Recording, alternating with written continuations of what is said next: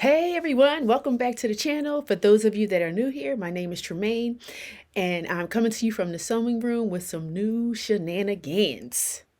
Guys, I've had the amazing opportunity to pattern test a new pattern by Patterns by D. She calls it the Fancy Flare Dress, and this dress lives up to its name. So stay tuned as we go through my experience pattern testing this dress. I'm bringing it to you. I want to say hot off the presses, but it is absolutely amazing.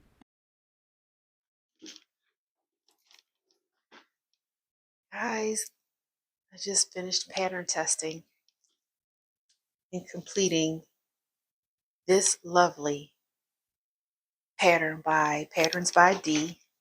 She's named it the Fancy Flare Dress, and it is absolutely beautiful. I have so much to share about just the process, the dress. I mean, who doesn't love a dress with twirl factor? It is definitely fancy. I would categorize the dress as the pattern is beginner friendly. The dress as a shirt dress because it's nice collar, buttons down the front. It has pockets.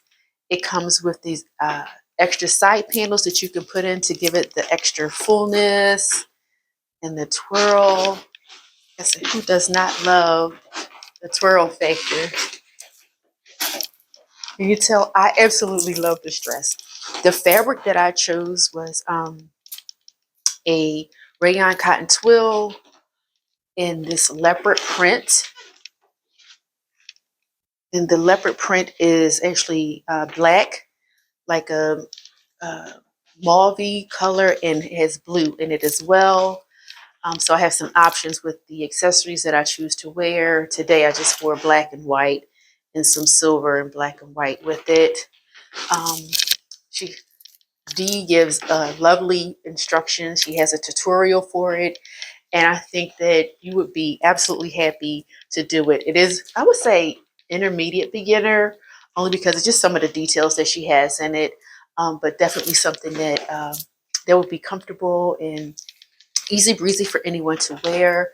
There is actually a waist area here, so you can have that waistband here, and it does come with a belt, so you can make a matching belt. I decided to wear it with the black, with the belt, because I did run out of fabric, so I wasn't able to make the belt for it. But I will order some more fabric, and then I will make a belt and just have it a detached belt.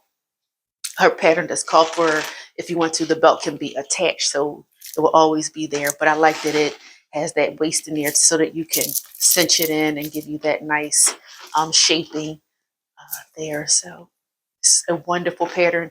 Again, I'm going to talk about some more in the next video on the making of this and the whole process and being a pattern tester.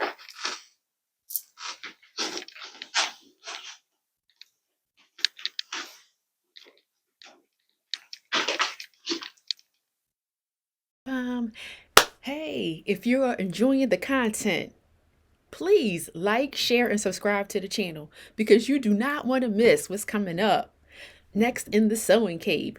Now, particularly this hat. I know you spying it. Also, I just wanted to let you know that I'm going to put a link in the description for this video right here of the initial fabric reveal that I got for this dress and some of the tips that I had, in preparation for this project. All right, stay tuned. Comments. For me, it's a love-hate relationship. This was a PDF pattern and it had 69 pieces. Yes, 69. It was no joke. But the end result was absolutely worth it.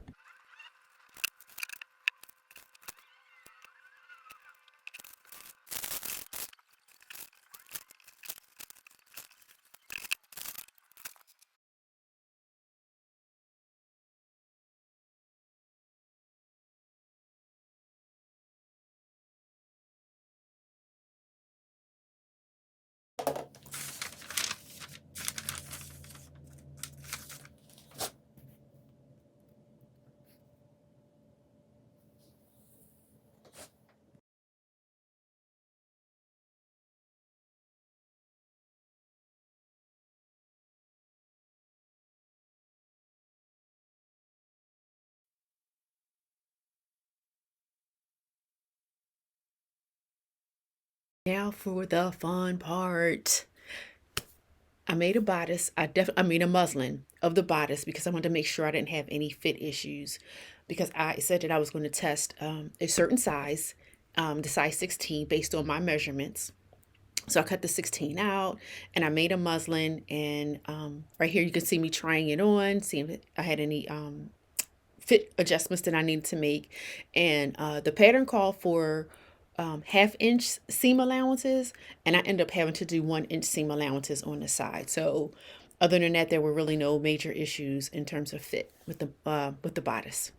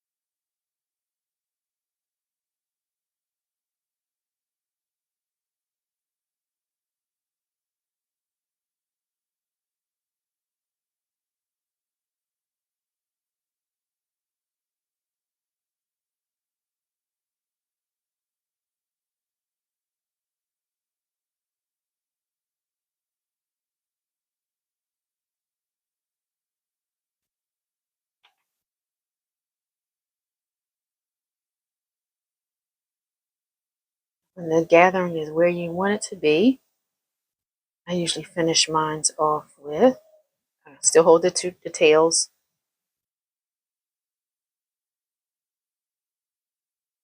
Take a pen.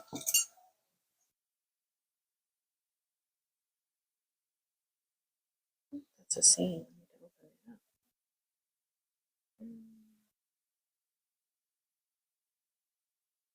Stick the pen in. Take the tails and wrap it around the pin.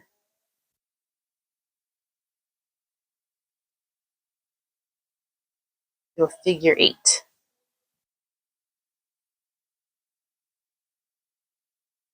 Bottom of the pin, top of the pin, bottom, and just do a figure 8 all the way around. Figure 8. And that will hold it in place until I attach it to the piece that it will be attached to, or I have to sew it.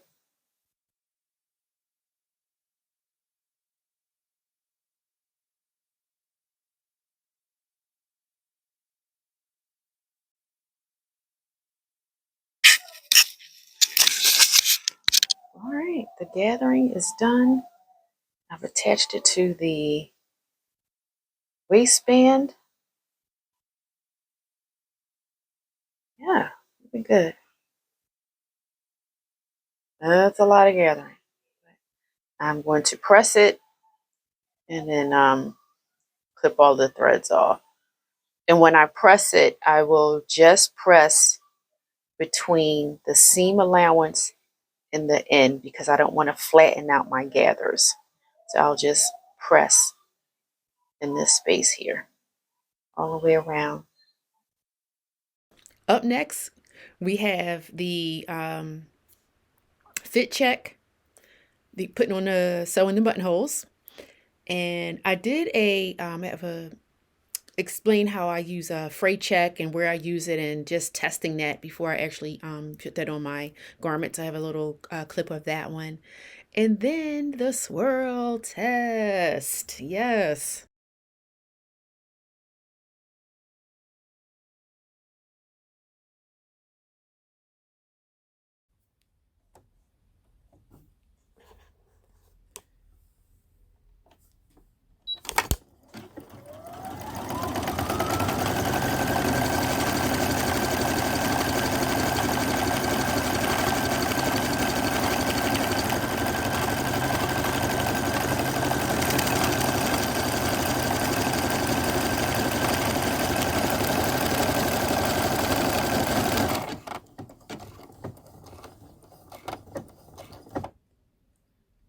One button down, one buttonhole down.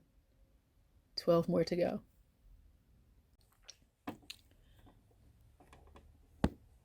So I tested the buttonhole on a scrap fabric before I put it on the dress. And for my buttonholes, after I make a buttonhole, I usually add a product called Fray Check on the buttonhole to keep the stitches, I guess, tight and so that they don't fray when I open them. This is the product that I use, Fray Check. And I'm testing that also on the test buttonhole to see how it will dry prior to doing it on my dress, because I don't want anything to happen to my dress. So I'm testing the Fray Check on here as well.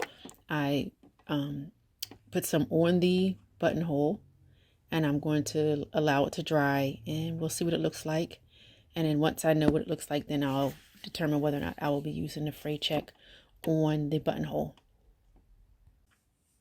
So just to give me some more options, what I did was on the back side of one of the other buttonholes that I made testing, I added a little bit less Fray Check on the back side to see how that would look. So again, I'm going to let this dry as well and then see how it looks. We'll see if the other one.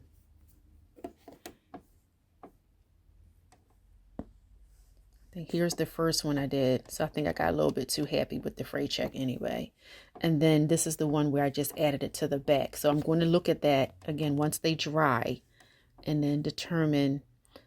I may do one more where I add just a little bit of Fray Check to the threads of the buttonhole on the top side. Just one more test just to be sure. You can never be too safe. Test, test, test. All right, so the Fray Check has dried. This is the first one where I think I just went a little bit crazy and putting it all, slathered it, the whole with all the Fray Check. It dried up pretty good. You don't really see it on there, so that's a good thing. So if I do make that mistake and squeeze too much out, I know it should be okay. And this is the second one where I just put some on the back. What I am thinking is I'm going to probably put the Fray Check on the back very carefully.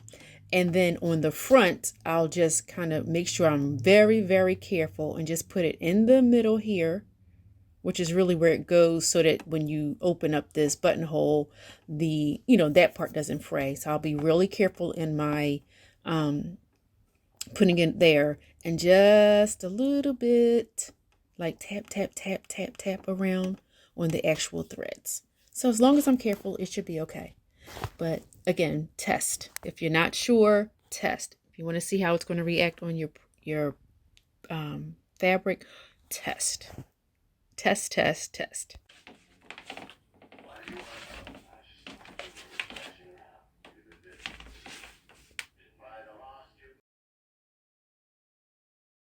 Of me making this fancy flare dress come to life. I absolutely love the fit. I am sure that it's going to be a staple in my wardrobe and I will be making it again and again and again. As always, thank you for watching. Happy sewing. And don't forget to like, share, and subscribe to the video because you do not want to miss the next sewing shenanigans.